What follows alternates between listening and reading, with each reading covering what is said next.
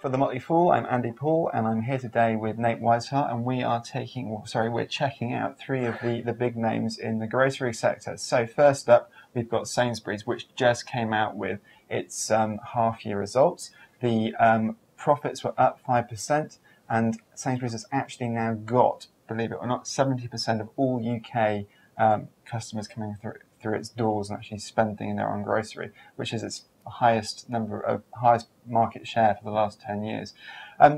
Justin King, the chief exec, must be pretty pleased with those figures. What do you make of them, mate? I'm sure he's quite pleased with those figures because they're pretty solid. The grocery space is incredibly difficult right now. UK consumers are cutting costs wherever they can, and we've been seeing it in the results from several of the grocery stores and retailers. The great thing I saw in the Sainsbury's numbers was that sales were up 4%, and more importantly, the margins were flat. Mm-hmm. Flat doesn't sound great, but right now the grocery stores are trying to lure people in by issuing coupons. And it's a pretty cutthroat business, right? Yeah, and coupons and discounts tend to erode your margins, but we're not seeing that at Sainsbury, which is a good sign. It seems like a much nicer position than the chief exec over at Morrison's must be in right now, because his sales are, down 2% like for like, as of a couple of weeks ago. Was Morrison's doing wrong that perhaps Sainsbury's is getting right? That's a tough one to call. It's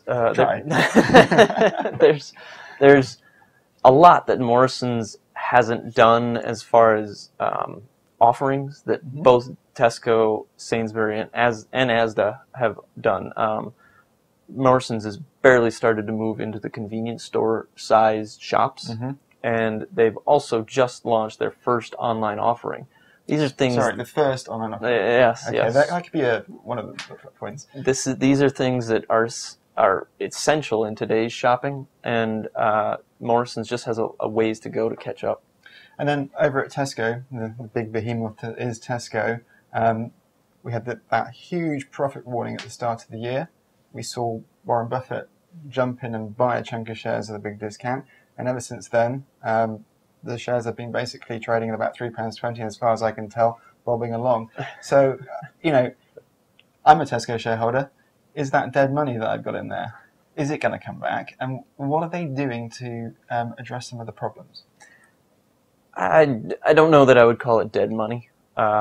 You're getting a nice 4% plus yield on your shares, so you're getting some income mm-hmm. there. But the big problem with Tesco is that it is a massive business, and it's not going to turn around overnight. The company's promised to spend £1 billion reinvigorating its UK offering.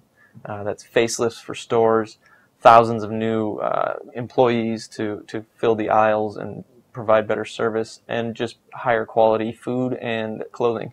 So they're taking the right steps. It's just going to take a while to see it implemented in a ship as large as Tesco. I'm going to say a ship or a Tesco, it takes a while to turn that super tanker around. Yeah. I guess.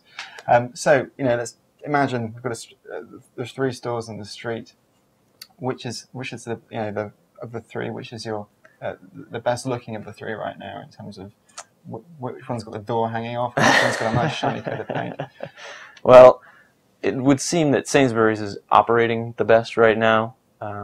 There are clouds overhanging all of them, but Sainsbury's seems to be delivering. Mm-hmm. Tesco is showing some progress, so perhaps they're in the process of the fixer-upper stage. Yes, they're putting new shutters on the building.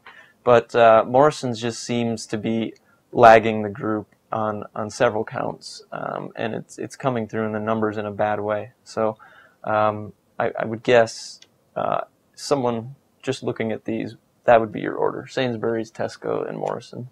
Well, thanks for that analysis. If you'd like to learn more about any of those companies or more about the grocery sector, head over to our website at fool.co.uk. I've been Andy Paul. He's been Nate Weisshaar, and thanks for watching.